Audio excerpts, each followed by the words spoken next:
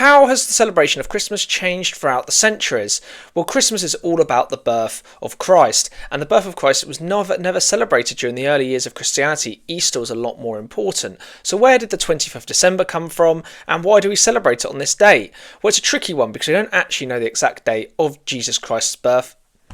There are a couple of reasons. Firstly, that Christmas coincides with the Roman celebration of the birthday of Sol Invictus, whose birthday was on the 25th, and the Romans had a whole festival about him. And also Saturnalia is around this time, and there's also many other pagan festivals around this time. And the idea is that the church chose this date so Christianity would be more accepted, and more people would be willing to basically take part in these celebrations and become a part of the church, thus spreading Christianity. It wasn't until the end of the 6th century that people in Britain start celebrating Christmas. But if we fast forward to the late medieval period, we start getting the 12 days of Christmas. And this was 12 days of feasting. And this is where tenant farmers are supposed to get 12 days off from their lord, and also supposed to enjoy these festivities as well. But we know a bit about how the royals celebrated Christmas as well. For example, Henry III in 1226 at Reading Abbey ordered 40 salmon, had heaps of venison and boar meat. And Henry V in the early 1400s had exotic delicacies such as crayfish, eels and porpoise. In the Tudor period, we see some big changes in Christmas. We see the first personification of Christmas. However, we don't see the name Father Christmas till the late 17th century. In Germany, Christmas trees start appearing. However, in Britain, they don't come till the 19th century. But we are seeing these changes across the globe.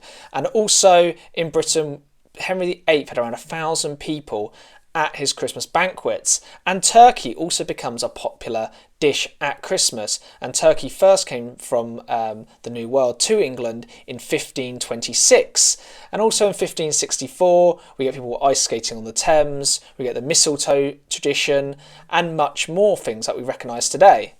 So now we're at the 17th century, and you might be thinking, did Oliver Cromwell really ban Christmas? Well, this is a bit of a myth. He was complicit in the banning of Christmas, but it wasn't just him, it was Parliament. From about 1642 to around 1655, Parliament were pushing various different bills through and rules through to ban the celebration of Christmas. So basically you couldn't celebrate it, you couldn't have massive feasts, shops had to be open, you had to carry on with your daily lives. But obviously when Charles II comes in, all these rules go away. Now we're on to Georgian Christmas. And when you think of Georgian Christmas, you maybe think of Jane Austen novels or you just think like Bridgerton. But what was it actually really like?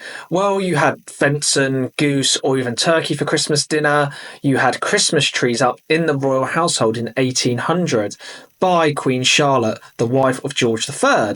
And also you had mistletoe and holly around the house. There's also a lot of drinking involved with wassail bowl, and a wassail bowl was basically a punch or mulled wine mixed with wine or brandy served with apples, and this would get you quite raucous. Now we're on to Victorian Christmas, and you may be thinking of Charles Dickens and the Christmas Carol. But during this period, we see Christmas trees popping up in people's houses. We see gift giving day changing from New Year's Day to Christmas Day. And we also see a big commercialisation. And this happens because Britain is newly industrialising, and a lot of people have more surplus income to spend. For example, Christmas crackers and Christmas cards become a thing in the Victorian era, and over 10 million Christmas cards are sold in the 1880s. And also we see paper chains appearing in people's houses as well.